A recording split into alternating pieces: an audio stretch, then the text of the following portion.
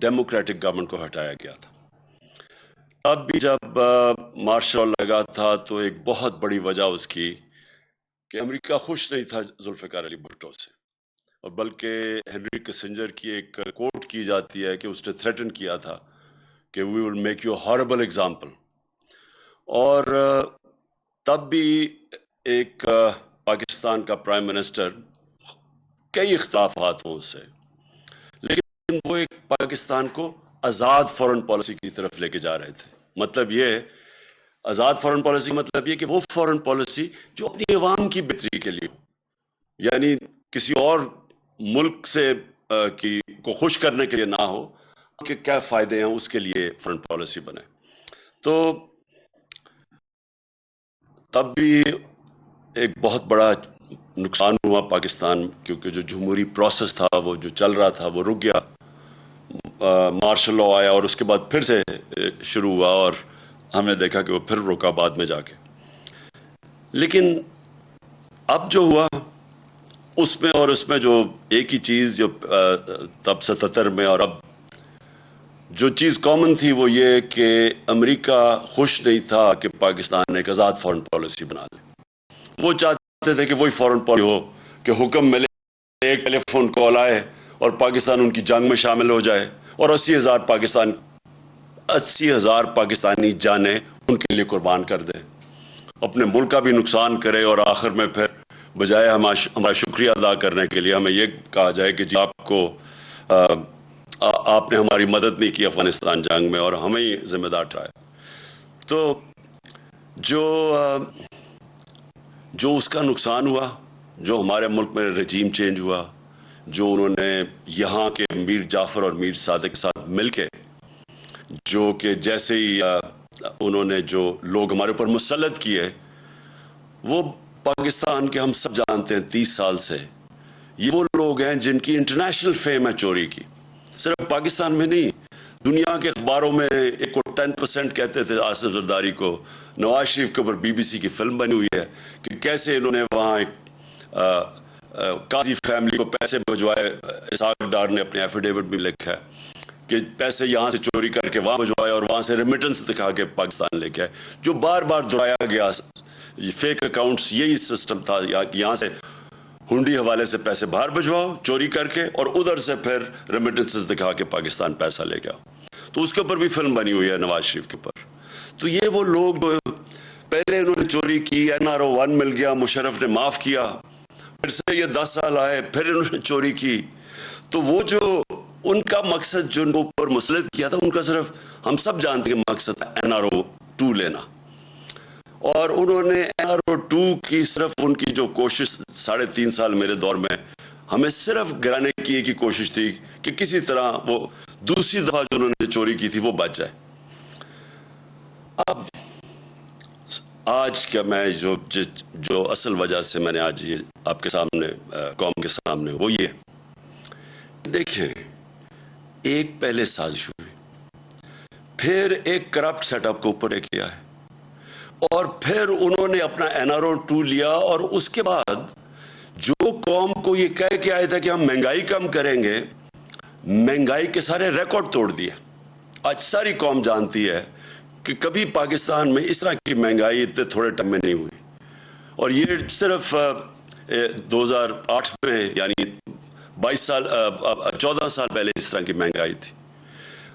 مہنگائی صرف آسمانوں پہ نہیں گئی، جو ہماری معیشت تھی، جو کہ صاف جو economic survey of Pakistan government کی جو سروے ہے اس میں جو بتایا تھا کہ ساری چیزیں یعنی انڈیکیٹرز ہوتے ہیں معیشت کے، وہ سارے صحیح راستے پہ جا رہے تھے. ایکسپورٹس ریکارڈ تھی، ٹیکس کلیکشن ریکارڈ تھا، اس کے بعد جو ہماری زراعت تھی ان کی بڑی زبردست 4 فصلوں کی ریکارڈ پروڈکشن 2 سال لگاتار رہی. تو ہر چیز جب پازیٹو پہ جا رہی تھی، جب ہماری IT جو فیوچر ہے پاکستان کا، اس کی جب ہم نے جو ان کو انسینٹیوز دیے وہ بھی 75% 2 سالوں میں ایکسپورٹس بڑھی تھی. تو جب ایک ملک صحیح راستے پہ جا رہا تھا، انڈسٹری بھی گرو کر رہی تھی، روزگار میں یہ سب سے برصغیر میں ورلڈ بینک کی سروے سب سے زیادہ روزگار پاکستان دے رہا تھا، اس وقت کے اوپر یہ سازش کی گئی. اور پھر جب لوگ پہلے ہی تنگ تھے، پہلے ہی قوم کی خودداری آ گئی. قوم نے جب دیکھا تو یہ کوئی بھی نہیں سمجھ رہا تھا کہ اس طرح پبلک سڑکوں کے اوپر نکلے گی. میں سچ بتاؤں، میں بھی نہیں سمجھ رہا تھا اس تعداد میں پبلک نکلے گی. عموماً تو لوگ جب حکومت جاتے ہیں خوشیاں مٹھائیاں بانٹتے ہیں، تو پبلک سڑکوں کے اوپر آ گئی. یہ کوئی بھی جو سازش کرنے والے تھے ان کے ذہن میں بھی نہیں تھا کہ اس طرح پبلک سڑکوں پہ نکلے گی. انہوں نے سمجھا تھوڑی دیر کے بعد یہ پبلک تھک جائے گی، گرمی بہت ہے. اس کے باوجود پبلک مسلسل سڑکوں پہ نکلتی رہی، اور جب بھی ہم نے ان کو دعوت دی، پرامن احتجاج کی. ابھی ہفتے کو قوم نے دیکھا کہ کس طرح پبلک آئی پنڈی اور اسلام آباد کی پریڈ گراؤنڈ میں، اور سارے پاکستان میں لوگ نکلے. اب جو ہو رہا ہے پاکستان سے، میں اس کی طرف اب آنا چاہتا ہوں کہ بجائے یہ جو جنہوں نے بھی سازش میں ملوث تھے ان کو یہ سوچنا چاہیے کہ جب عوام ایک طرف کھڑی ہو گئی، ان کو قبول ہی نہیں کر رہی، ان چوروں کو نہیں عوام قبول کر رہی، ان کو چور بھی کہتی ہے، غدار بھی کہتے ہیں. اور ان غدار ایسے ہیں کہ ان کا انٹرسٹ ہی پاکستان میں نہیں ہے، ان کے پیسے باہر پڑے ہوئے ہیں. ان کا اصل انٹرسٹ ان کے پیسے ہیں، ان کا نظریہ پیسے ہے. دیکھیں، جب نظریہ پیسہ ہو تو نظریہ پیسے کے لیے یہ ہر چیز قربان کرنے کے لیے تیار ہے. یہ ان کو موقع ملے یہ اسرائیل کو بھی ریکگنائز کریں گے، ان کو موقع ملے یہ کشمیریوں کی قربانیوں کی قبریں کھود کے، یعنی ان کو قربانیوں کو نظر انداز کر کے ہندوستان سے بھی ٹھیک اپنی دوستی کر لیں گے، کیونکہ ان کے پیسے کو جو فائدہ ہو. یہ پاکستان میں بیسز بھی دے دیں گے امریکنوں کو، یہ پھر کسی امریکی جنگ میں بھی شامل ہو جائیں گے. یہ روس کا تیل بھی نہیں لیں گے اس لیے کہ کیونکہ امریکہ نہ ناراض ہو جائے، کیونکہ ان کا پیسہ، ان کو خوف یہ ہے کہ باہر جن بینکوں میں اور جن ملکوں میں پیسہ پڑا ہے، اگر وہ ناراض ہو جائے تو ان کا پیسہ خطرے میں چلا جاتا ہے. تو ان کا انٹرسٹ وہ نہیں ہے جو کہ پاکستان کا انٹرسٹ ہے. ان کا نظریہ پاکستان سے کوئی تعلق نہیں ہے، کیونکہ ان کا نظریہ پیسہ ہے. اب قوم ان کو مان ہی رہی، تو اب ہو کیا رہا ہے پاکستان میں؟ کبھی میں نے پاکستان میں اس طرح کی فیشزم نہیں دیکھی جس طرح کا اس وقت خوف پھیلایا جا رہا ہے. میں نے ایسی کبھی حالات نہیں دیکھے. میں نے سوچا شاید تھوڑی دیر انہوں نے چلیں، شروع میں تھوڑا سا انہوں نے ٹی وی کے اور میڈیا کے اوپر زور لگایا، بلیک آؤٹ کر دیا ہمارا. وہ ان کی بدقسمتی کہ سوشل میڈیا اللہ کے فضل سے ایک نئی چیز ہے. پرانے زمانے میں تو میڈیا کو بلیک آؤٹ کر دو تو ختم ہو جاتا سناٹا، لیکن سوشل میڈیا اور پھر میں سلام کرتا ہوں ان چینلز کو جو کھڑی ہو گئی اور انہوں نے دکھانا شروع کیا جس طرح پبلک نکلی. تو اب انہوں نے جو خوف اور ہراساں پھیلایا ہوا ہے، اور میں سب سے پہلے شروع کرتا ہوں صحافیوں پہ. دیکھیں، مارشل لاء کے دنوں میں ہمیں پتہ، پرانے زمانے میں تو صرف ایک ٹی وی چینل ہوتی تھی، پاکستان پی ٹی وی. تو اس وقت بڑا آسان ہوتا تھا انفارمیشن کو روکنے کے لیے. دنیا بدل چکی ہے، یہ چاہیں بھی تو آپ اس کو روک نہیں سکتے انفارمیشن کو. یہ سوشل میڈیا کا زمانہ ہے، آپ خبر نہیں روک سکتے. اگر آپ صحافیوں کو ڈرا کے، دھمکا کے، ایف آئی آرز کر کے یا لفافے دے کے اگر آپ ان منہ بند بھی کر لیں گے، سوشل میڈیا کے منہ کیسے بند کریں گے؟ ہر جس کے پاس موبائل فون ہے اس کی آواز ہے. وہ گھر میں بیٹھے ہوئے خواتین، بچوں کے پاس آج آواز ہے. یہ ایک ایسا کبھی ماضی میں نہیں ہوا. اس لیے جو یہ کوششیں کی جا رہی ہیں، یہ ایک ملک کو انارکی کی طرف لے کے جا رہی ہیں. اور یہ جس طرح کے صحافیوں سے کیا گیا، کیونکہ ایاز امیر کو میں تو 30 سال سے جانتا ہوں. ایاز امیر ایک ایسی آواز تھی کہ سارا جو بھی دانشور طبقہ ہے پاکستان کا جو میڈیا میں ہے، وہ سارے ایک چیز جانتے ہیں ایاز امیر کی. ایاز امیر کنٹرول نہیں ہو سکتا، وہ اپنی ضمیر کی آواز سنتا ہے، اس کو لفافہ نہیں دے سکتے آپ. وہ ایک ناڈر پڑھا لکھا انسان ہے. میری اس نے بہت تنقید کی ہوئی ہے ماضی میں، کیونکہ زیادہ تر تو مذاق اڑاتے تھے میری پالیٹکس کا، لیکن میں اس کی ریسپیکٹ کرتا ہوں. اور جو اسے کیا گیا ایاز امیر سے، اس عمر میں جس طرح کیا گیا، یہ ہم ساری قوم کے لیے یہ ہے شرمناک واقعہ. اور یہ ایک پیغام دیا گیا ہے، یہ باقی صحافیوں کو پیغام دیا گیا ہے. اور پھر جو عمران ریاض خان، لیکن جو بھی آپ عمران ریاض خان کے متعلق کہیں، قوم اس کو محب وطن پاکستانی سمجھتی ہے، اس کو غدار نہیں سمجھتی. اس کی یوٹیوب پہ جو فالوئنگ ہے وہ ایسے نہیں ہے. لوگ بیوقوف نہیں ہیں. آج جو چینل، آج جو صحیح انفارمیشن نہیں دے رہی، جو خوف میں یا پیسے لے کے وہ جب یہ ان چوروں کا ساتھ دے رہی ہے جو اوپر ہمارے مسلط ہیں، اس کی ریٹنگ آج دیکھیں کدھر چلی گئی ہے. جو چینلز حق اور سچ کے ساتھ کھڑی ہے اس کی ریٹنگ اسمان پہ چلی گئی، کیونکہ لوگ بیوقوف نہیں ہیں. ایک بڑے دانشور نے ایک وقت کہا تھا کہ تھوڑی دیر آپ سب کو پاگل بنا سکتے ہیں، لیکن سارا وقت کوئی بھی سب کو پاگل نہیں بنا سکتا. تو اگر کسی کا خیال ہے کہ چینل کو پیسے دے کے، لفافوں کے ذریعے ڈرا دھمکا کے آپ انفارمیشن کو کنٹرول کر لیں گے اور لوگوں کو دھوکہ دے دیں گے، وہ وقت گزر گیا ہے. اور میں یہ نام لینا چاہتا ہوں یہ صحافیوں کے، کیونکہ مجھے بار بار جو چیزیں سامنے ہماری آئی ہیں. اب ارشد شریف، اس کے اوپر ایف آئی آر کٹوا دی. ارشد شریف جس طرح اس کی فیملی بیک گراؤنڈ ہے، فوجی بیک گراؤنڈ سے، وہ سارے جانتے ہیں ارشد شریف، اس کا بھی کوئی قیمت نہیں ہے ضمیر کی. اس کو جس طرح ہراساں کیا جا رہا ہے کہ اس کا کسی طرح منہ بند ہو جائے. صابر شاکر وہ ملک چھوڑ کے چلا گیا. صابر شاکر کو کوئی آج سے تو نہیں وہ صحافت کر رہا ہے، 20 سال سے کر رہا ہے، ہم سب جانتے ہیں اس کو. وہ ملک چھوڑ کے چلا گیا. اور میں سبھی ابراہیم اس کے پیچھے پڑے ہوئے ہیں. جمیل فاروقی نوجوان ہے، اس کے پیچھے پڑے ہوئے ہیں. ایک کوئی بات کر دے، کال آ جاتی ہے ان نون نمبر سے کہ یہ نہیں کرو گے تو ہم یہ کر دیں گے، نہیں تو ایف آئی آر آ جائے گی. عدنان عادل وہ، اور میں عارف حمید بھٹی، میری بڑی تنقید کرتے ہیں عارف حمید، لیکن عارف حمید اس کو دھمکیاں دی جا رہی ہیں کہ تمہیں اب یہ کر دیں گے. اور ڈاکٹر معید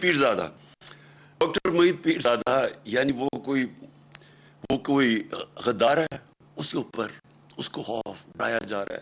اور میں سیاست پی کے کا خاص طور پہ کہنا چاہتا ہوں، ایک عدیل نوجوان ہے، وہ کینیڈا چلا گیا ہے کیونکہ اس کو اتنا انہوں نے خوف ڈرایا اور دھمکایا. ہمارا ارسلان، ہمارے تحریک انصاف کے وہ سوشل میڈیا کے ہیڈ، ان کے گھر میں چلے گئے. ان کی ماں تھی، ان کی بہنیں تھی، وہ وہاں اس کا کزن آیا ہوا تھا، اس کو 15-20 لوگ اندر گھس گئے، اس کو مارا پکڑ کے، خوف پھیلایا ہوا. پھر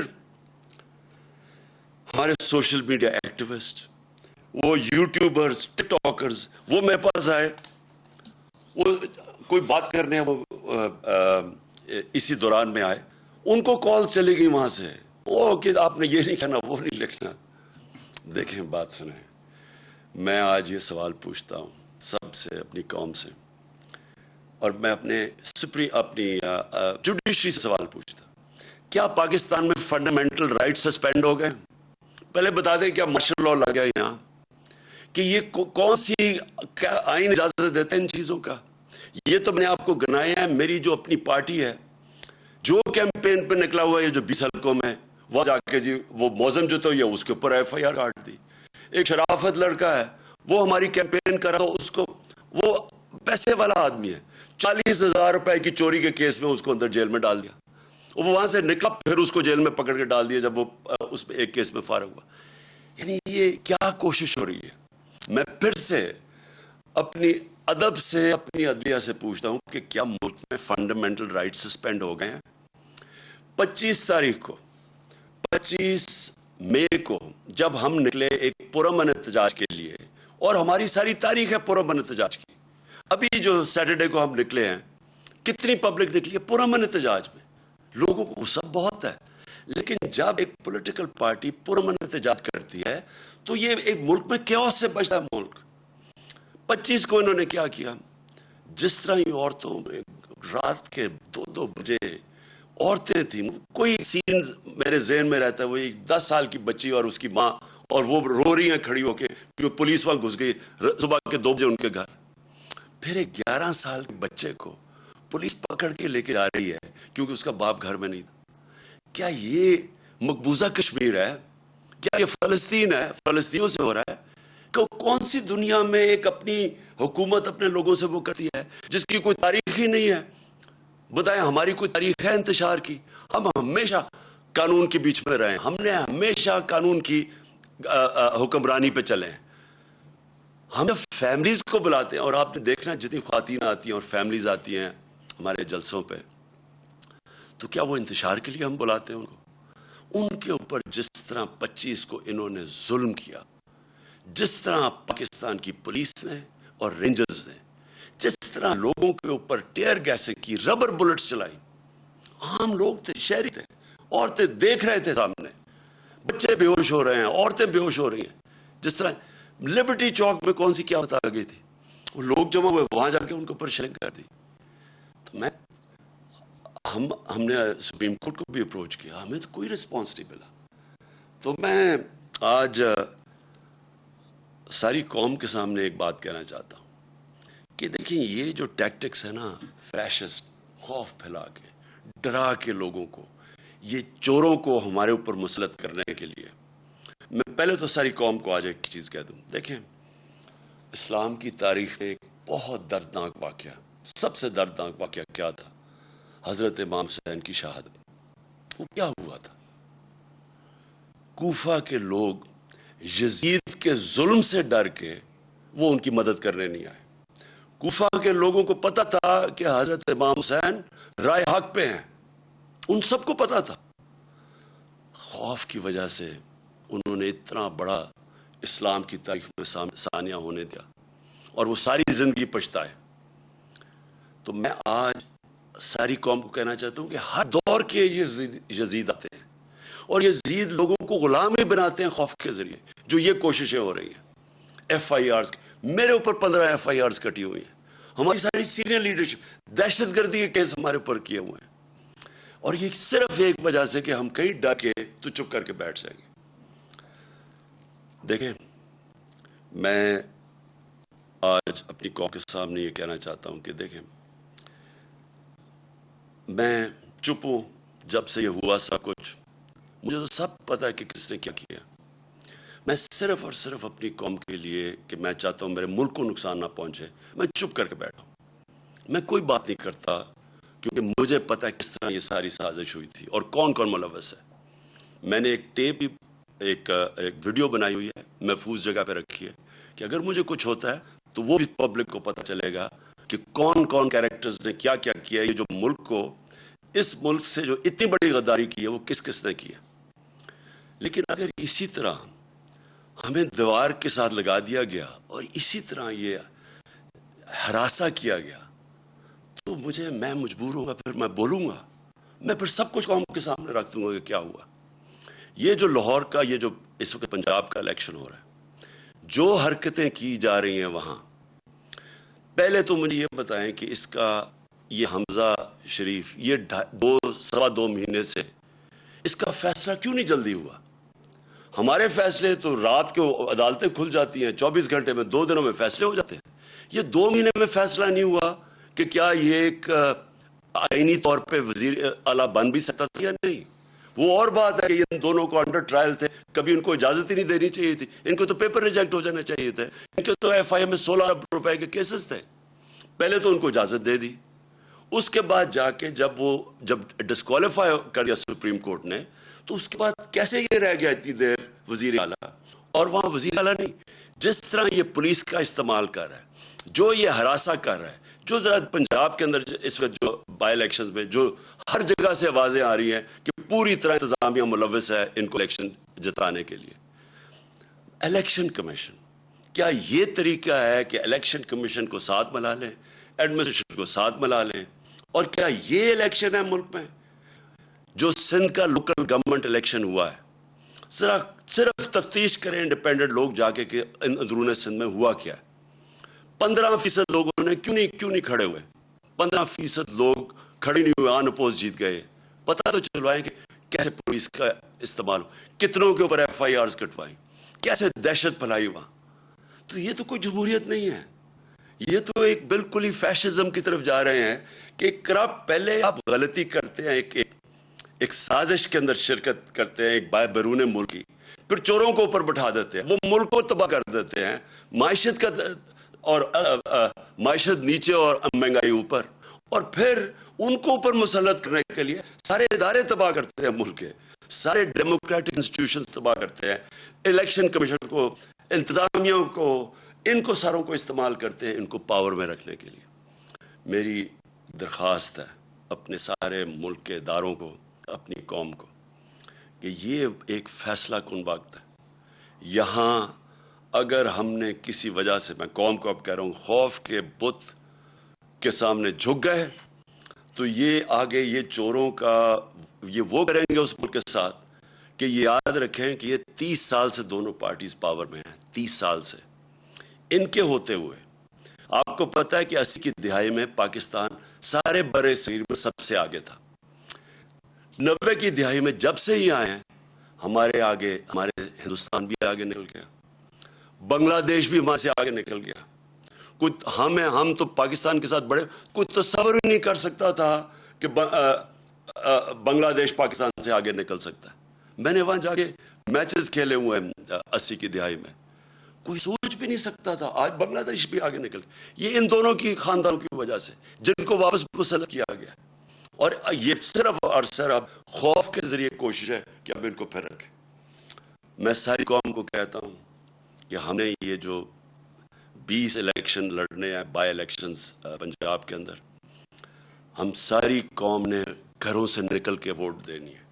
ہم نے ان کی دھاندلی کے باوجود ان کو ہرانا ہے، کیونکہ یہ پاکستان کی جنگ ہے، یہ کوئی پولیٹکس نہیں ہو رہی، یہ اس ملک کے لیے جہاد لڑی جا رہی ہے، کیونکہ اصل میں یہ حقیقی آزادی کی جہاد ہے، اور اس میں آپ نے سب نے شرکت کرنا ہے۔ یہ نہیں ہو سکتا کہ آج سارے لوگوں کے اوپر جو ملک جہاد لڑ رہے ہیں قانون کی بالادستی کے لیے اور اس ملک میں اداروں کو مضبوط کرنے کے لیے، جمہوریت کے لیے، ان کے اوپر ایف آئی آرز ہو جائیں، اور جو 30 سال سے ملک کو لوٹ رہے ہیں وہ دندراتے پھر رہے ہیں، آصف زرداری ایسے پھر رہا ہے جس طرح کہ وہ پاکستان کا کوئی بادشاہ ہے، دوسری طرف وہ نواز شریف چوڑا ہو رہا ہے، وہ واپس آنے کی سوچ رہا ہے، وہ اسحاق ڈار جو کہ ملک سے باہر بھاگا ہوا تھا، جس کا ایفیڈیوٹ بھی ہے حذیفہ پیپر مل میں، وہ تیاری کر رہا ہے واپس آنے کی، شہباز شریف اور حمزہ شریف جن کے اوپر 16 ارب روپے کے ایف آئی کے کیسز تھے، جس میں 4 گواہ تک جب سے ہی آئے ہیں 4 گواہ مر چکے ہیں، ایک انویسٹیگیٹر مر چکا ہے اور ایک کو ہارٹ اٹیک ہوا ہے۔ اور کیا وہ کون کیمپین کر رہی ہیں پنجاب میں؟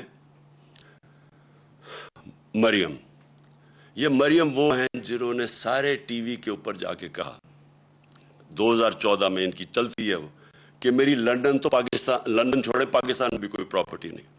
جب یہ کہہ رہی تھی ان کو نہیں پتا تھا کہ 2 سال کے بعد، کیونکہ اللہ الحق ہے، پینما کا انکشاف ہو جاتا ہے، جدھر پتہ چلتا ہے کہ لندن کے سب سے مہنگے علاقے میں لندن جانتا ہوں، سب سے مہنگے علاقے میں 4 بڑے بڑے مہنگے ترین اپارٹمنٹس ان کے نام پہ ہیں۔ جب یہ 2014 میں کہہ رہی تھی تب ان کے نام پہ تھے، اور 2016 میں انکشاف ہو جاتا ہے۔ پھر عدالت میں جا کے ان کو سزا ہونی چاہیے تھی کہ اوتھ کے اوپر یہ کہتے ہیں، ایک کانٹریکٹ دیتے ہیں جس میں جس فونٹ، جسے کلیبری فونٹ کہتے ہیں، وہ نکلتی ہے فونٹ جس میں کانٹریکٹ لکھا جاتا ہے، وہ 2007 میں آتی ہے اور 2006 میں کانٹریکٹ سائن کر جاتا ہے، یعنی جعلی کانٹریکٹ، سیدھا جیل تھا اس کے لیے۔ بدقسمتی ہمارے ملک کی کہ طاقتور پکڑے نہیں جاتے، اور ایف آئی آرز کن کے اوپر ہو رہی ہیں؟ سوشل میڈیا ایکٹیوسٹ، وہ صحافی جو کہ سچ لکھ رہے ہیں۔ ہمارا حکم، اللہ کا حکم ہے امر بالمعروف، اچھائی کے ساتھ کھڑے ہو۔ یہاں یہ سارا نظام ہمیں کہہ رہا ہے برائی کے ساتھ کھڑے ہو، اچھائی کے ساتھ کھڑے ہو گے تو ایف آئی آر کٹ جائیں گی۔ سارے ملک کا نظریہ بھی تباہ کر رہے ہیں، رول آف لا بھی تباہ کر رہے ہیں، ادارے بھی تباہ کر رہے ہیں۔ نیب بھی آج گئی، نیب کا انہوں نے اب خود ہی نیب کے جج اپوائنٹ کریں گے، اپنے کیسز اپنے جج، یعنی ملزم اب قاضی بن جائے گا۔ ایف آئی تباہ، نیب تباہ، پارلیمنٹ یہ جو ہے، اگر نیشنل اسمبلی میں راجہ ریاض اگر اپوزیشن لیڈر ہیں تو سمجھ رہے ہیں وہ کیا رہ گئی نیشنل اسمبلی کی اہمیت۔ ادھر پنجاب میں عجیب ہی مذاق ہو رہا ہے، وہ ایک غیر آئینی طور پہ وہ وزیر اعلیٰ بنا ہوا ہے، وہ بھی تباہ۔ الیکشن کمیشن کے اوپر کسی کو اعتماد نہیں ہے، چیزیں نکلتی آ رہی ہیں کہ کس طرح صرف ان کا ایک مقصد ہے کسی طرح اس سیٹ اپ کو اوپر رکھنے کے لیے۔ تو اس لیے میں اپنی آج ساری قوم کو کہتا ہوں کہ ہمیں اب کھڑا ہونا پڑے گا۔ ہمیں یہ ساری جو فیشسٹ ٹیکٹکس خوف کے ذریعے ہمیں ڈرا دھمکا کے یہ تسلیم کروا رہے ہیں، ہم نے سب نے اس کے خلاف کھڑا ہونا ہے، اور سب سے پہلے ہم نے یہ 20 بائی الیکشنز ہیں پنجاب میں، انشاءاللہ ان کے اندر ہم نے ان کو دھاندلی کے باوجود شکست دے کے، اور انشاءاللہ اس کے بعد ہمارا جو ایک ہی طریقہ پاکستان کو اس مشکل وقت سے نکالنے کا وہ ہے صاف اور شفاف الیکشنز.